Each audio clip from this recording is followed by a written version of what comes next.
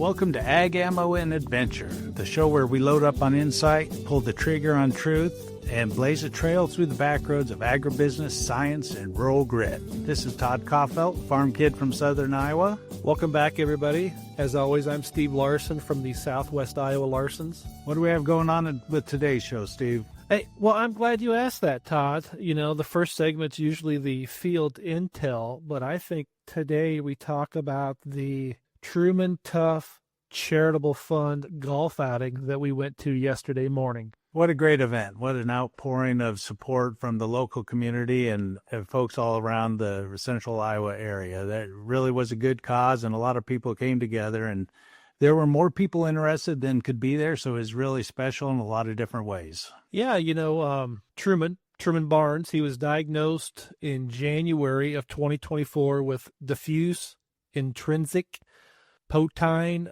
glioma, DIPG. That's a mouthful, Todd.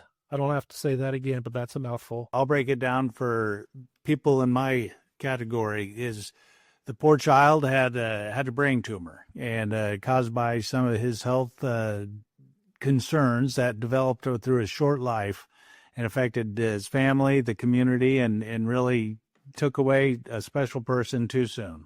Yeah, inoperable. Truman, I believe, was 12 years old when he was diagnosed, and October of that year, 2024, he passed away just 10 months after his diagnosis. So the Barnes family, I worked with Ernie, and I have golfed with his son Josh, decided to have a charitable golf tournament the other day, and all proceeds were going to the Make-A-Wish Foundation, Torrey's Angels, St. Jude Children's Research Hospital, Children's Cancer Connection, and Gift from a Child. All great causes, and had a lot of fun yesterday morning. How about you, Todd? I did, and golfing with other people taught me that I have to be honest about my score, and I'm not sure I was comfortable with that, but we made our way through it. You know, one of the things about that event, their family was there, brothers, sisters, uncles, grandma, grandpa, the community, people that Truman was growing up with and was taken away from. But the neat thing was that event, the first of its effort, was on Truman's birthday. So you do what you can to make things work out, but it was special for a lot of different reasons, and that just provided more meaning for it, and it was great to be a part of. His 13th birthday event was held at the Tournament Club of Iowa, TCI, here in Polk City, Iowa. Great course. They did a wonderful job preparing it, given the amount of rain we've had over the last couple days, and we'll get into that in a later segment, Todd. We were able to learn to dance in the rain, Steve, so it was a great opportunity, especially with lightning and sound effects. We moved pretty quickly. You know, I had a few learning opportunities yesterday.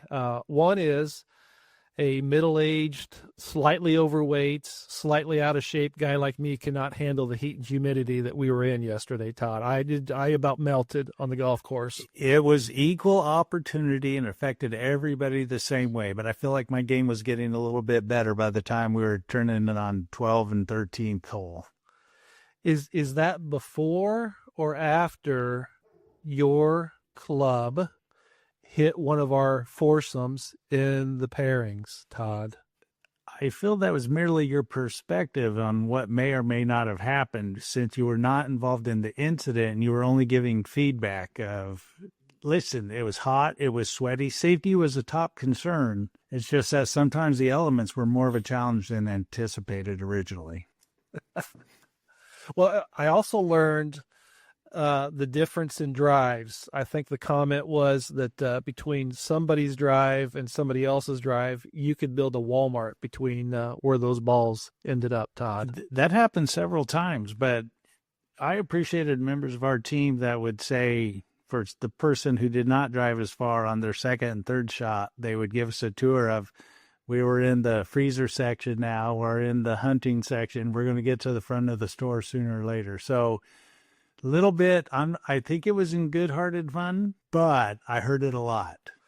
It was a good time, and as you said, luckily, we were on the last green, last putt when it started sprinkling, and by the time we got to the clubhouse, it was a full-on downpour, torrential rain, almost a typhoon is what I'd call it, Todd. It's amazing how even though we were tired and sore and hot, everybody was able to wrap things up and get moving fast, because even though we speculated on whether the thunder was going to bring rain or not in our amateur meteorological skills, when we were all wet within 2 seconds of it starting, we knew that we needed to get out of there before we drew the attention of the lightning that was following the rain clouds closely. Well, and that's another one of my key lessons. As we were in the parking lot dropping off our clubs, there was a big lightning strike and a big crack of thunder. And someone to be named later, who may be related to you, his reaction was to grab onto me. Safety and first. I'm still trying to figure that out. Safety first, we're taught at a young age. The other thing we're taught is current carries through body. So you don't want to be the person at the end of the line when you're generating current. Yeah, with both of us in the golf cart, I don't know that there was a line other than if we got hit, there may have been a different outcome. Maybe you guys together in mass were taking it for everybody else, and we're going to sacrifice yourselves for the safety of all those involved. Thank you in advance. Appreciate that. We also, in the event of the golf course, we saw quite a few deer with twins out there eating whatever they were eating. As green as the grass and foliage was, they were having a good time. They weren't very shy or scared. I think they were there for picture opportunities, because they let us get fairly close, and I'm not used to that. So I was a little bit nervous, a little fidgety when it was happening. Well, I think I'm going to call them city deer, but I thought that the message got up from South Central Iowa that if you see these guys, and there were 3 of us that hunt down south, if you see these 3 guys, you don't have to be that far away because they will miss you. We're going to need to intercept the memo from the south to the north, because that word can't get out too widespread. That's going to be negative to our impact on management practices. Well, and even the adage, we've talked about this quite a bit, and I'm going to do a little bit of a tangent, so I have to bring it back to the golf. But why is it harder to hit a standing deer than it is to hit a deer that's running by you at Mach 10? You're anticipating the sudden movements and excitement and everything else. And the other part of that is they don't stand still very often to give you a true comparison of what's harder to do. And I just want to let the record reflect that accurately. They might now if any of them are going to listen to this podcast, they may realize all they got to do is stand still 10 yards in front of us and they're safe. Yeah, I'm pretty sure the grapevine is spreading that word right now. We also had the opportunity to see a fairly large snapping turtle walk across the fairway about 80, 90 yards ahead of us, and trying to figure out what that dark thing that's low to the ground walking across the fairway was. Yeah, that snapping turtle, I don't know that it was in the mood to meet any new people and make friends. And their legs can extend those and get up and get some clearance when they're moving across a well-manicured golf course. And it was good for everyone to see that, but it was great to see that everybody stayed far enough away that it wasn't going to become a second story on what happened if you don't. Well, he or she was moving pretty fast, and made me believe that the tortoise could beat the hare as fast as he was moving, Todd. Our group couldn't even agree on what it was from a distance. A lot of things were validated and proven and disproven at the same time. Well, and to our group's defense, it was later on in the day, hot, humid, and there were some beverages going on. So I don't know if that helped or hurt, Todd. It's important to keep potassium in your body, especially when you're sweating a lot. And sometimes foaming pop is the best way to get a quick source to the bloodstream to help retain water, I've been told. No, that was all good. We got done. We started at 9, got done about 2:30. When I got home, and I took about a half bottle ibuprofen because I knew how sore I was going to be, I sent the Barnes family a text message telling them what a great event it was, how much fun we had, and looking forward to year 2 of the Truman Tough Golf Charitable event. It was, and I can tell you, I don't know that we knew a stranger because everybody was there for the right reason and with friends, and whether anybody's been affected directly or know somebody that's been affected in a situation like that. People were there for the right reason. It was great to be a part of. So, again, looking forward to the next year and hoping that the impacts, I can't wait to hear the stories and the return that this type of event does for their family and for the people involved.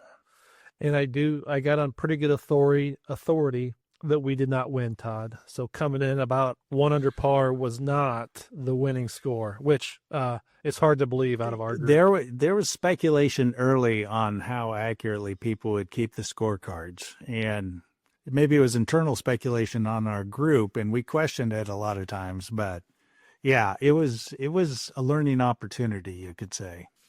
It was, and I don't know if we need to categorize golf with our hunting skills, but we'll get into that later, Todd. Two different categories.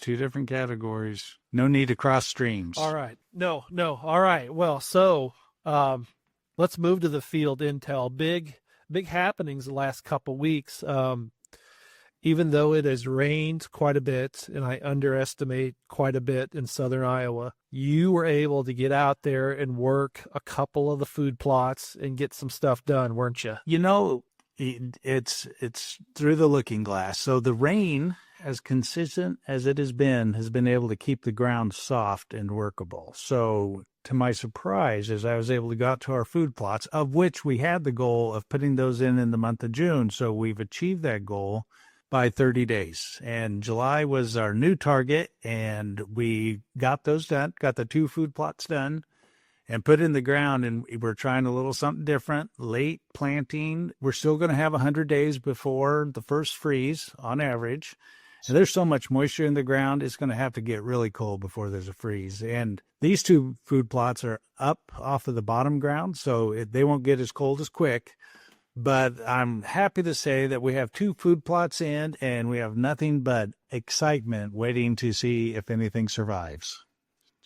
And to paint Galileo's picture a little bit better for you all out there, and I know we're probably going to receive a lot of criticism, Todd, but we decided to hook up the 4-row planter, the high-efficient planter out there. 2 rows were corn and 2 rows were beans, and we double, maybe triple, rode it up. What's the vernacular? Not rode it up. Planted. Talk about your 4-row planter first, Todd. So for people who do food plots, you're going to know that the John Deere 7000 4-row planter at 38-inch rows it's a cat's meow when you're trying to approach something in an affordable, productive manner, because it's of days gone by. The competition for it went down for a few years. It's up now for hobby farmers, such, and then for food plot people. And there are new tools that have come out. But so what we did is we did 2 rows of corn, 2 rows of beans. And being problem solvers, we said, it'd be even better if we overlap the rows so we get a dense stand. And if we overlap down and then come back next to it and turn around and overlap our first push, our first set of rows, we're going to get double the seed population, which that just invites more animals, is our theory, and gives us more opportunities to take advantage of in hunting and trying to figure out how they're going to access the food plot. I think the end product is we're going to have beans and corn rows. We're going to have corn and bean rows. We're going to have rows that cross each other, and we're going to have a lot of more analysis and investigation to go on before we know what we did and how successful it's going to be. Well, and for all you food plotters out there, the goal has always been to have something green on the ground when all the other crops are turning brown and getting ready to harvest. So the goal, and I know there's a lot of other things that we could do to plant and put out there, but the goal was to get green on the ground there September, October-ish, to see what's coming through. One of the benefits of waiting as long as we did is the food plot from last year developed. Mother Nature wins. So we had plants growing. None of them were desirable for what we do in our cow-calf operation. But to maintain it and prepare it, one of the steps we did is we mowed it, raked it, and baled up the weeds. And everybody's like, well, what are you going to do with that? And the best thing you can do with that is give it to somebody who has goats. And they readily accepted that because with all the rain, they haven't been able to manage their fields either. So they've been limited in what they had for a food source, but we're helping them out. So hopefully, what that won't be the only benefit of our approach to a late season food plot planting effort. So you've got 2 food plots done, 5 acres in total, a couple acres apiece. I'd say 4. Let's call it 4 because that's an even 4. number.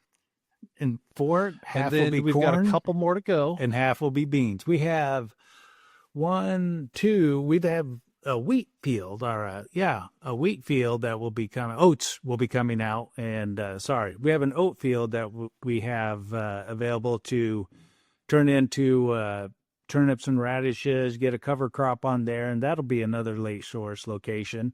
It's right next to a cornfield. It's kind of on a major highway where the animals move between habitat locations. So we're looking forward to being able to create that. And if we have enough success with the turnips and radishes, maybe we'll mix up the vegetarian diets and get some spicy turnips and radishes to fill the stomachs with.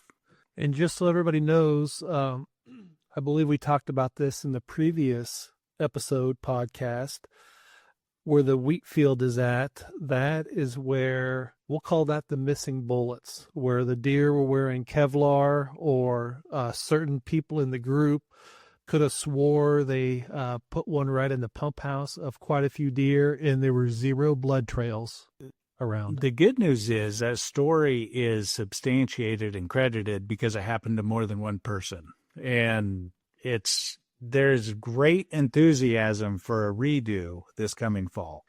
The bewilderment on a hunter's face when he goes up to where the deer was standing, I don't know, 15, 20 yards away, looking for blood, hair, some type of trail, and seeing nothing. Is the rest of the group is trying not to smile when that hunter gets back to talk about what happened.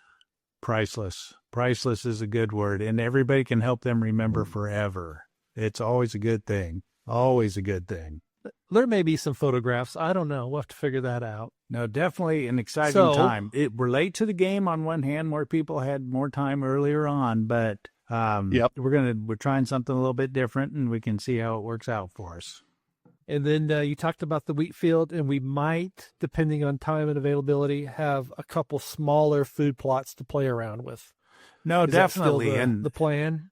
As people, we've been talking about the rain. I was listening to the 1040 today for the Oregon Good Neighbor Award. What the farmer that stepped on there said, well, I am getting pretty good at washing my hay. It's going to be the cleanest hay ever put up. And he wasn't exactly happy when he was saying that. So for the cow-calf area part of the state, there's a lot of washing going on when it comes to the hay. Short windows to put it up, cut it down, put it up, dry it out, and whatnot. But as we continue to do that, one of our next food plots is on a field that it's just rough. It's just rough because it's a tough area to get to. It's a tough area to produce on. But it's going to be the right area to get a food plot worked out, and it'll give us time. We don't use it for row crop. It's part of a pasture when we put cattle in there. It'll give us time to kind of work the soil over for access and then level it out so that it can be more usable, because it's one of those where your teeth will rattle when you drive across it now, and nobody wants to go there because of that. So we'll go slowly and try to improve it the best we can. And that makes a good segue to the shot list.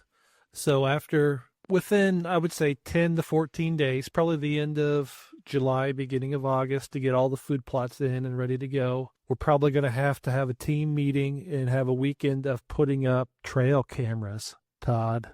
It's time, because the deer are out there, and based on the golf course, they're not shy. So we can get out there to figure out what their travel patterns are now, and that way be prepared, because autumn's going to change everything when the farmers start harvesting. But we want to get out there and see what the interest is with what we have. And with these newer food plots that are in and the ones that will be in, it'll be easier to see them without having full-grown crops, and give us an idea of what we're looking forward to. And we got one plastic blind that we need to build. We know how well that goes with 2 guys with 2 left hands putting screws in and bolts in and trying to get it on a portable system to get it where it needs to go. But we got one blind that we got to build before. We know that's a archery day-long season. project. I don't know who you're kidding. We know that's a day-long project, and that's what we're going to have to set time aside. And we already have the running gear to put it on, so we're good to go.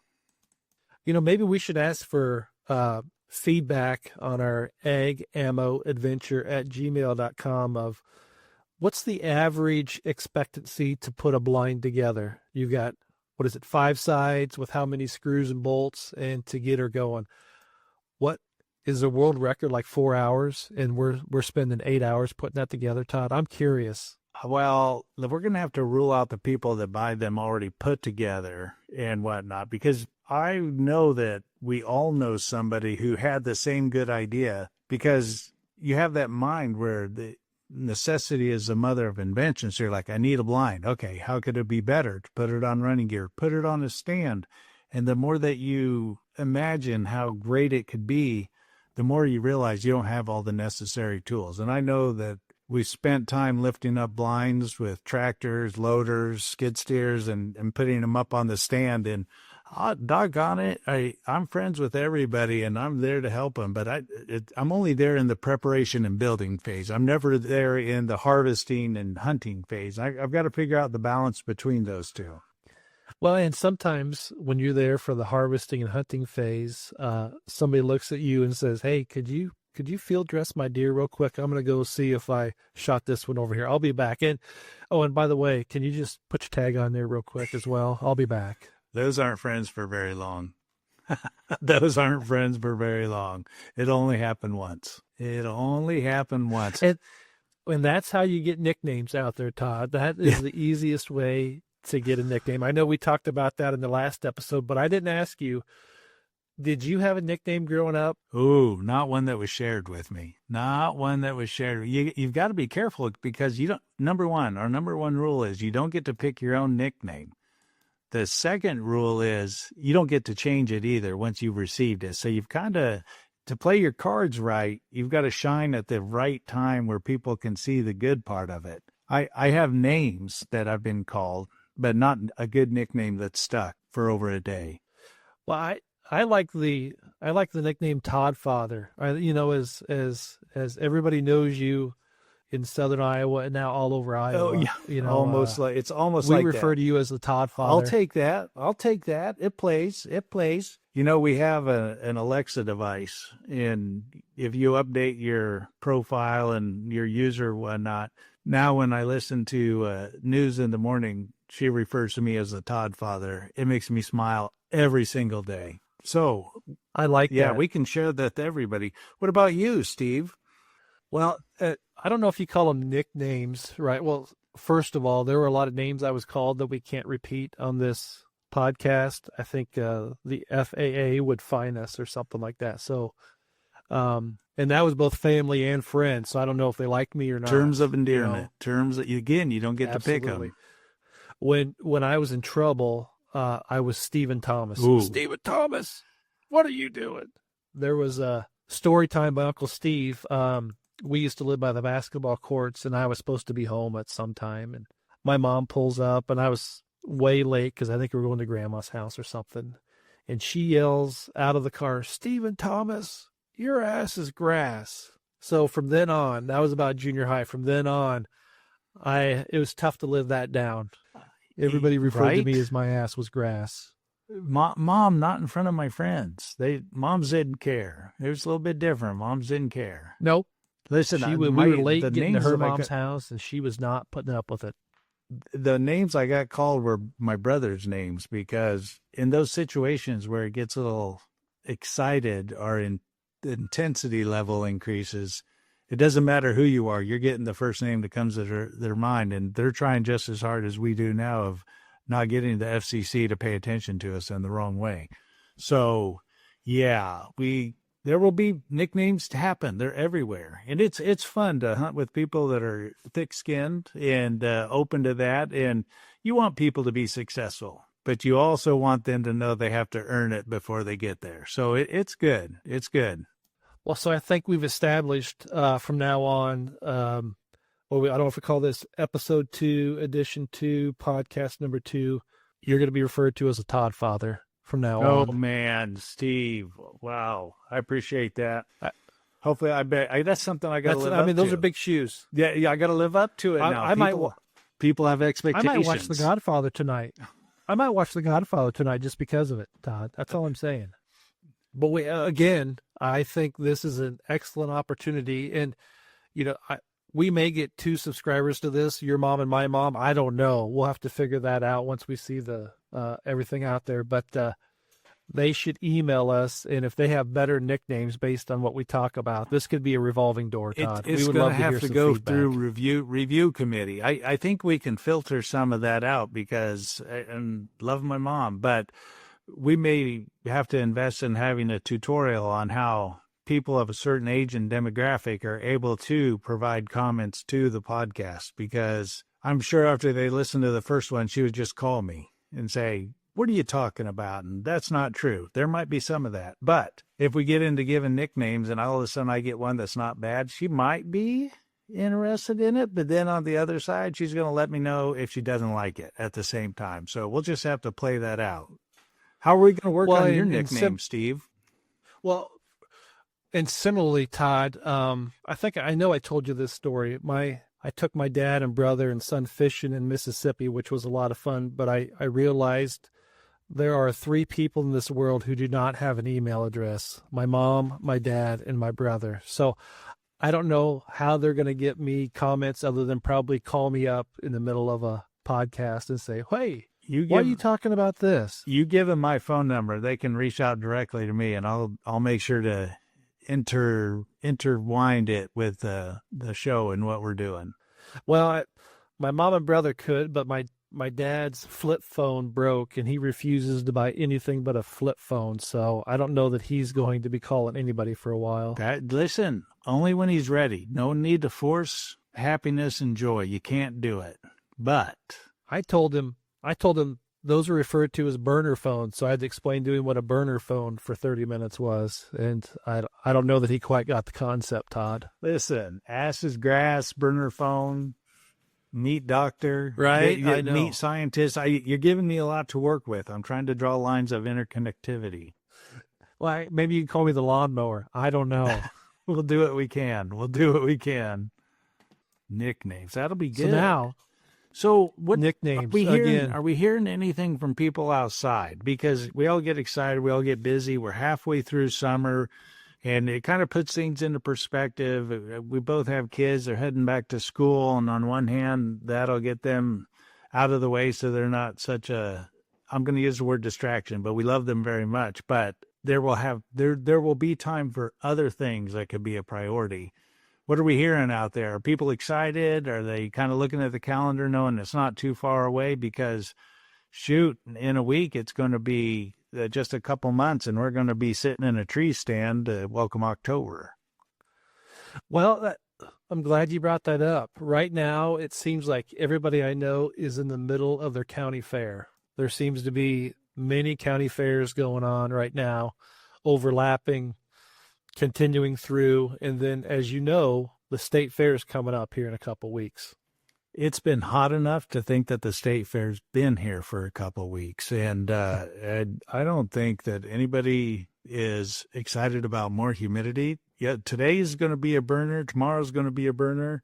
It's going to rain, and then it's supposed to cool off, but it's kind of hard to imagine that. With that state fair rolling around the corner, a lot of things happen, and as we talk about deer hunting, the regulation booklets are going to be coming out, so they'll be tangible. You're going to be able to buy the licenses for the residents will be able to buy the licenses. So, and that's kind of like a rite of passage to be able to go to the fair. You're there, you put everything in a bag, you pick up what you want, so it kind of just plans everything out for you. And it's kind of a milestone for the calendar to know that things are still working the right way, the right speed, and you're prepared. You have time to make that a priority. So obviously I'm looking forward to it, and I know that other people are by how busy it gets during the fair in the DNR building.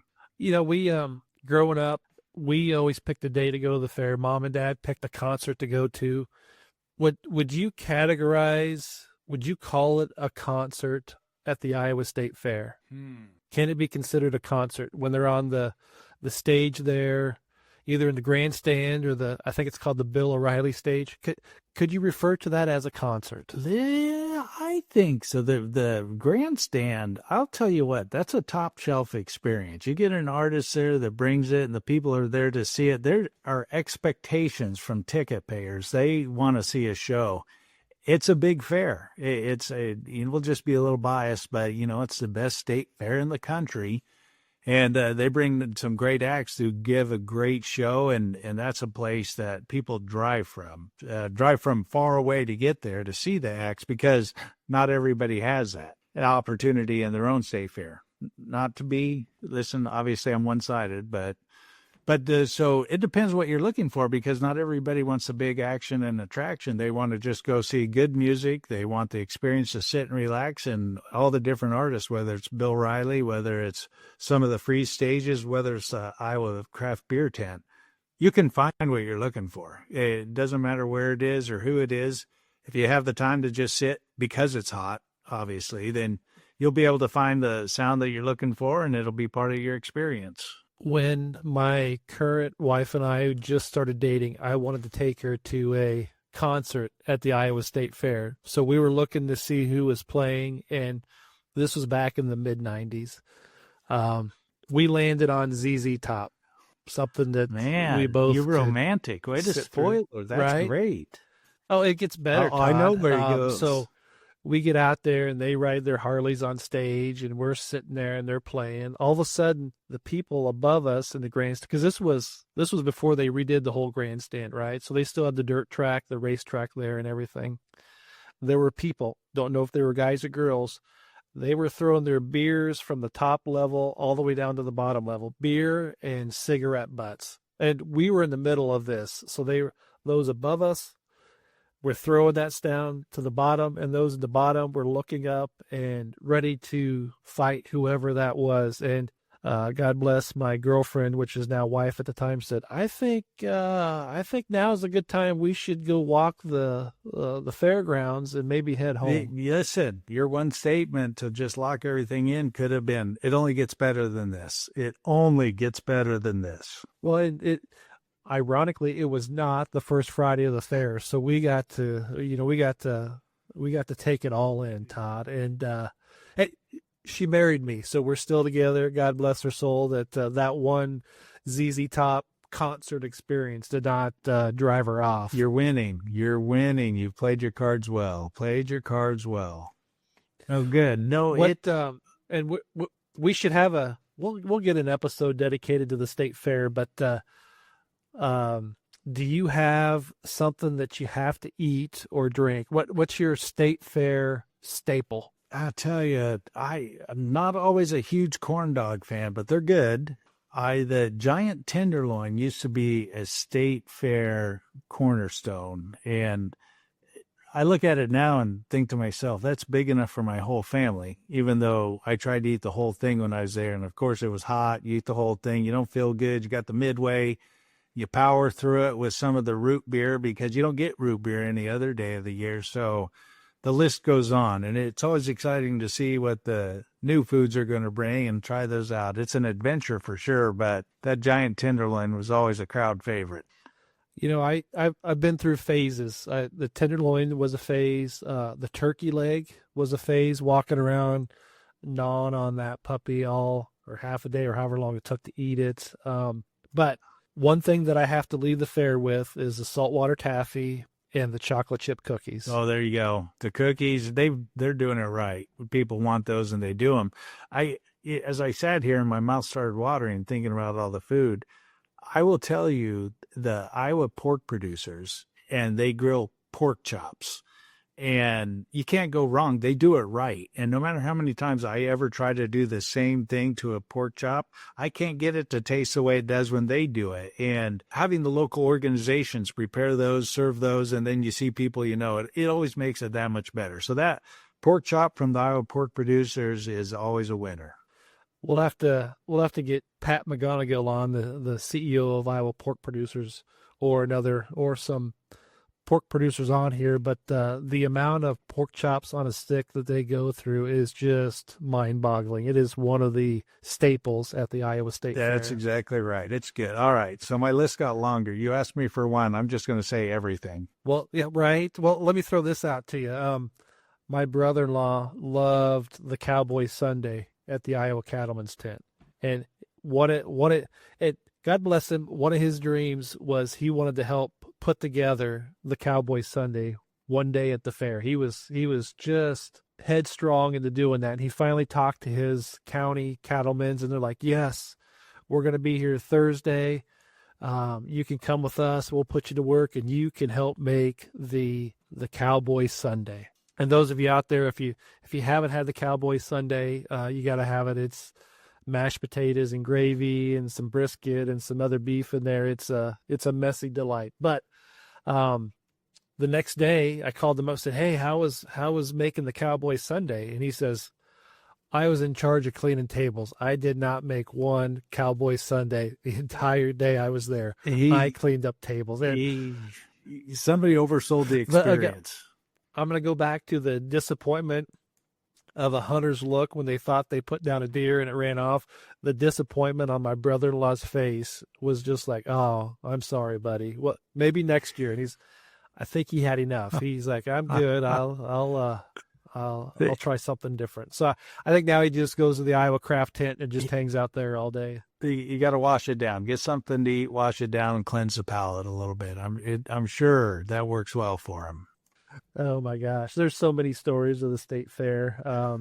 But yeah, those are my two big the Iowa pork producers and the Iowa Cattlemen's and the Cowboy Sunday. You just can't go wrong with either one of those, Todd. No, not by any measure. In the cattlemen's quarters, people know what they're doing, and they figured it out, and they start early in the morning, get that going for early lunch, and then they all fair long, and people want it. They're going to come at every hour of the day to try it and enjoy it, and so they can tell the next person to go try it.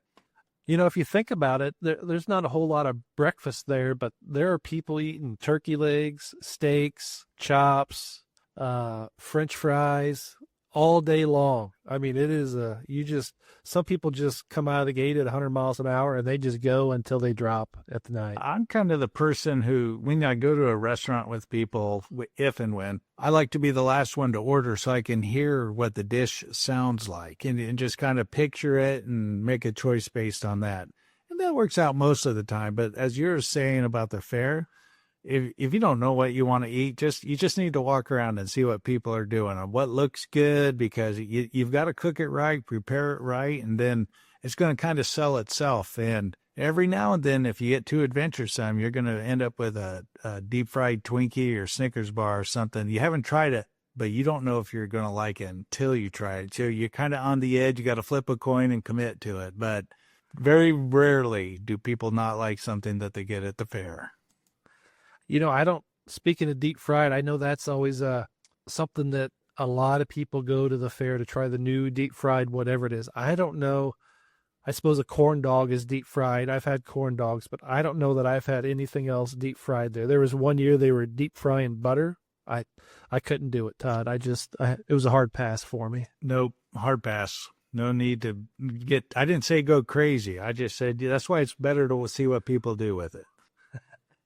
Well, this year is the DNR. The DNR is going to make a new exhibit. Is that the right terminology? Are you going to make a new exhibit? Are you going to have a cave to walk through this year, Todd? Great question. So maybe a little known fact to a lot of people is every building at the state fairgrounds but one, every building but one building is owned by the Iowa State Fair.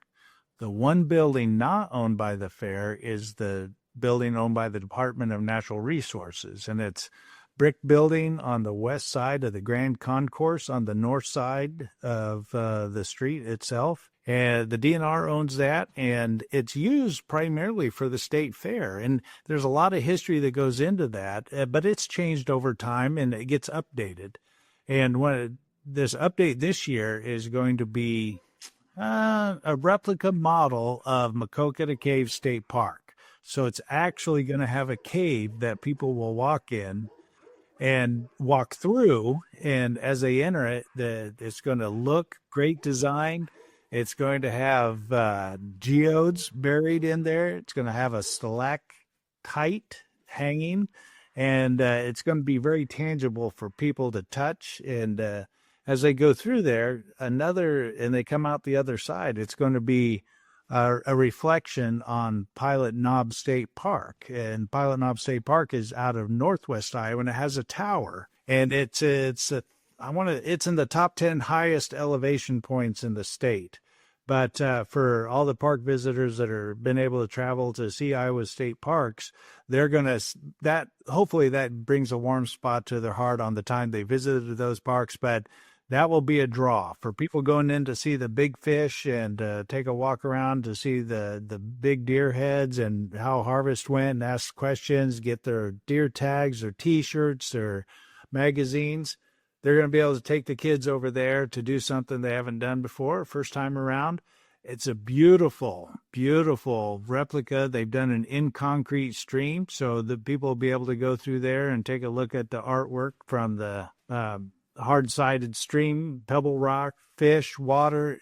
Just drop your kids off and go.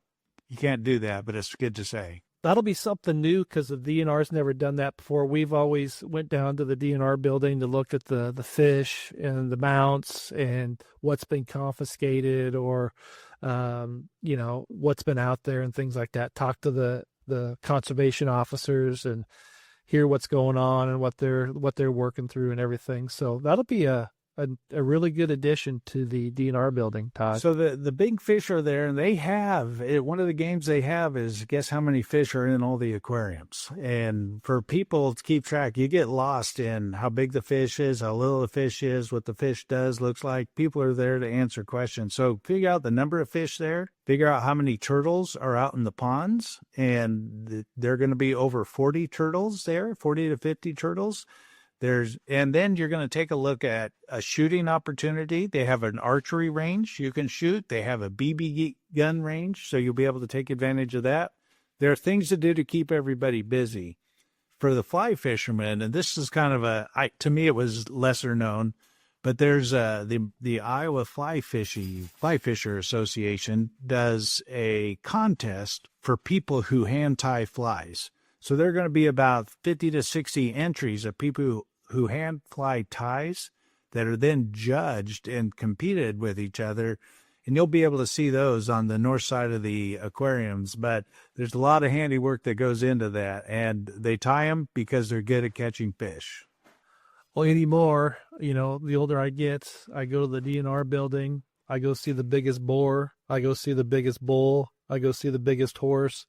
Get a couple things to eat, and then I grab my saltwater taffy and cookies and head home in about 3 or 4 hours. Wait, way to go. That's a big fairground, Steve. How can you limit yourself to, you got the Bill Riley talent stage, you've got tractor pulls, right? You got everything. You've Todd. got everything. If you can't find something there you don't like or can't be entertained, you're in the wrong state. I gave a tour to some, let's say, professional friends. They were from out of state, and they had never been to the Iowa State Fair, and they were there, and they were great people and philanthropic, if you will. And they're like, we're here, we're meeting with the DNR. Give us a tour of the state fair. What do we want to do? And this was a whole experience. And it was during the soybean count where you drop a bean into a jar. It was for the last election. So from the moment we started, I had 2 middle-aged men taking more pictures than their camera could hold. We took pictures left, right. We had the egg on a stick. We kept waiting in lines, and they're like, well, what are we waiting for? And being patient, I would say, well, you'll know when we get there. And they're like, what do you mean we'll know when we get there? And then they started seeing people walking around, and all of a sudden I was like, all right, do you want any paprika on your egg? And they're like, what? Next thing you know, there's an egg in their hand, on a stick in their hand, and they're taking pictures of each other eating the egg. And I'm like, I've either figured it out or totally missed it, because here I have 2 guys that are self-entertained eating an egg on a stick because they've never seen that before. And here I was like, all right, first stop, save your appetite. We're going the distance. Hey, well, we'll have to commit to that, because I'm sure I'm going to go at least one day. we'll have to have a debrief on one of our episodes podcast. The food we liked or what food we tried, what we see, maybe do some picture art drawing of, hey, this is what I saw. Biggest surprise. I'm a good stick figure drawer. That's about as good drawings as I could get. We played to our strengths, Steve. There's nothing wrong with that.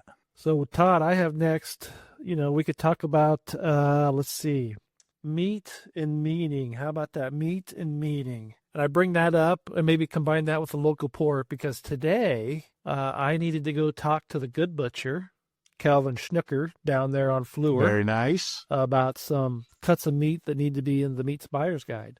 And right by Calvin is Big Grove Brewery.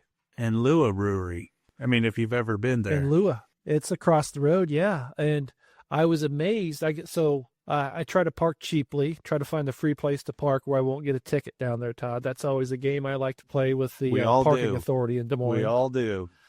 I parked and I had to walk through Big Grove Brewery, and it was packed full, but it must have been rented out because it said they were closed until 4:00 today. So they had a bunch of people there, cold beer, a lot of good food. I was a little disappointed because I thought, well, I'm down here. I'm going to go talk to the good butcher about some things he's got going on, and maybe a cold beer would sound good. But no, I couldn't. I couldn't do that, Todd. They were closed. What I hear you saying is you couldn't find the sign of what company was there and how you could integrate into that situation to contribute. Buddy, I was looking for name tags. I was looking for polos with company names on it. There was no signage out front. I mean, that whole movie Wedding Crashers, I was like, oh my gosh, if I could get a free beer down here, I would talk about that for 6 episodes. That Big Grove is so awesome that I could get in on somebody else's company outing and get a free beer or something. Wait, Nope. It's almost like they've had that happen. Usually you have skills. You've done that before. You'd be able to make that happen and be productive. Well, I almost felt bad because their patio was roped off, and I had to walk over the patio and suck it in and squeeze through the chains in there just to get from one end to the other to go talk to the good butcher, and then vice versa. So it's like they didn't want me there, Todd. I can take a hint. Yeah, you couldn't find an open door to get in, is what I hear you saying. Now, they were locked too. I don't know if they gave out keys to this event or what, but it was like, I've never been to Fort Knox, but I don't know if they had the gold storage back there or what, but they did not want anybody. Maybe it's just me. Maybe they saw me circling the place a couple times in the old white truck and they said, oof, hey, you see this guy, don't let him in. It's called ERP, the Emergency Response Plan, and you were able to hit DEFCON 2 without even trying. Oh my gosh, that was difficult. So Todd. You talked to the good butcher then? Yeah, I did. I had to talk to him about a couple things going on, and now he's been there for a year, 2 years. No, not quite a year. We'll have to get him on as a special guest. I'd love to hear his story. Definitely. He's been around. I don't think he's been in that spot for not quite a year yet, but it's probably pretty close. So he's got a very good story to tell, and obviously he's got some good things going on down there. So we need to get him on to talk about what he's done and where he's going. That'd be good. He's a talker like us, Todd. I don't think there'd be a good time. Thank goodness. He's got a lot to say doing what he's doing. He'll make it down there. That's great, actually. A lot of questions for him. It is. So we, working on that. And then I'm going to blend segments together just because it's top of mind. I want to rant a little bit, Todd. Here we go. Can I? Because we got about 7 minutes left. What's Steve salty about? Oh, my gosh. Let me know if this happens in your household, Todd. So yesterday we did the golf event, got home, had to get some work done. Long day. We decided we'd like to order pizza. We didn't feel like grilling or cooking because it was like 98 degrees with 99% humidity. And as I told you before, my demographics does not do well in that type of heat. So we ordered, not here in town, but in a different town, a chain pizza place, and was ordered while I was driving there so we could cut the time down to when I got there and be ready and get home and all that. Makes sense. Stuff. So I got there and we ordered a couple pizzas and some cheese bread and whatnot. And I said, hey, I'd like to get a couple packets of marinara sauce. Can you do that for me? I said, I'd love to pay extra for them. Well, your cheese bread comes with 1 packet of marinara sauce. Why would you need more than one? And I said, hey, buddy, in my house, I say, hey, who all wants marinara sauce? And nobody raises their hand. I said, you don't want marinara for dipping your crusts in, cheese bread, anything like that? Nope.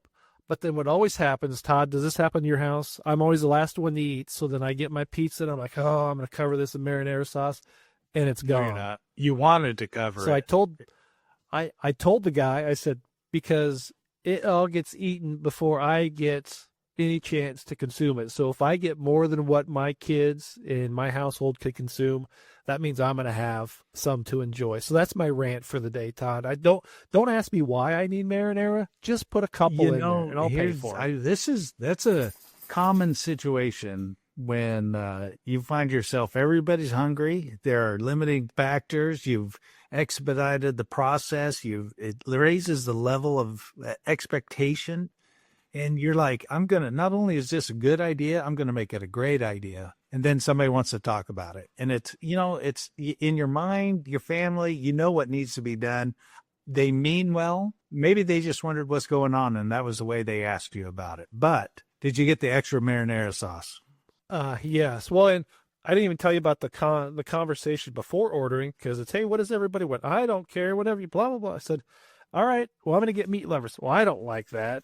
Can we get something else? Well, you just told me you don't care what we get. Well, I don't want. How about sausage and mushroom? Oh, I don't like sausage. Can we, well, what do you want? I don't care. Whatever you pick. Obviously, you do care, and whatever I pick is not what you want.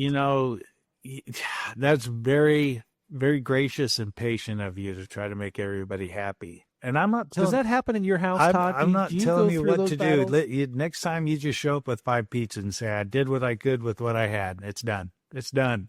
Enjoy it. Let me know when you're done with the dishes. Surprisingly, cheese is always a fan favorite at the Larsen household. There's nothing wrong with you. Part of food is to make you happy. I'll give you that, but. No more rants, Todd, but the last thing I've got for the podcast is at some point when we accumulate a following, they're going to have to get a nickname. Ooh, that's nice. Right. And again, if those that are starting to follow us and go to Ag Ammo Adventure, all one word, at gmail.com, we got nicknames for Todd and I, and then what do we call our fan support? You can't call our fan support moms, because I know they're going to follow us, or wives, which they may or may not follow us. They're going to get pseudonym, or they're going to get different names to protect the innocent. But we need I'm just going to call it our fan club. What do we call our fan? How do we refer to our fan club? I like where you're going with this. So many. I got to find positive ones. I don't know if I can throw out the ones that hit my brain first, but. Well, do you do your best thinking over a glass of rye whiskey or craft beer? So think about that tonight as we get into nicknames and naming. The Liars Club. Ooh, just throwing that out there to just measure some efforts by meanings. That. Yeah, there you go. I like the Liars Club. That will play. That could play. We'll let people figure it out. It's not a lie if you believe it to be true, Steve. Well, I've always said, don't let the truth get in the way of a good story, Todd. There we go. That's awesome. What else? You got anything else you want to cover, Todd? No, I think we spread it out. We kind of opened up some lines. We've got a couple interviews coming up. I'm looking forward to that. And then there's some different things we can hit on. I think I'm interested in getting into the meat science of it and kind of the product report and what's going on. And we've kind of talked about that.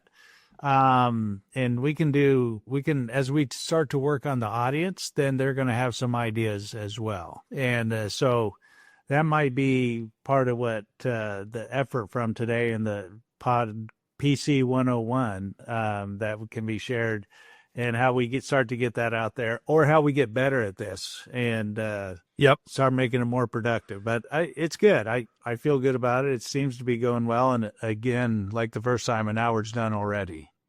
Well, and as as the cadence becomes clearer and more fluid, right around that September time would be a good time to talk about meat science and getting your spices for deer season, because people sell out. And if you get your cheeses, and you can freeze your cheeses, and here's, sticks, sausage, etc. We get Calvin on here, Iowa Meat Processors Association. Oh, that'd be nice. That'd be a good one to get on here. Yeah, and start highlighting some of those locker plants around the Iowa area. So there's a lot to come. There's a lot of exciting opportunities. I know we talked about craft beer. There's an opportunity to maybe get some craft breweries on to talk about, what's it like to own a brewery? Do you just drink all day? I mean, is that part of the job? But I know they've got their own podcast, but we could highlight them here for a few minutes. And nothing goes better than a good beer, some meat, and some tall stories. There you go. They all go together. They're just harmonized a little bit. So that's when you know you're where you're supposed to be. I agree. So until next time, Liars Club, you'll be hearing Todd and I talking about finishing the rest of the food plots and preparing for hunting season on the next episode of Ag, Ammo, and Adventure. So we've shared with you what's on the top of our minds. Everybody take the time to shoot us an email, agammoadventure@gmail.com. We'd love to hear what your thoughts are on topics we can include. Until next time, aim small and miss small.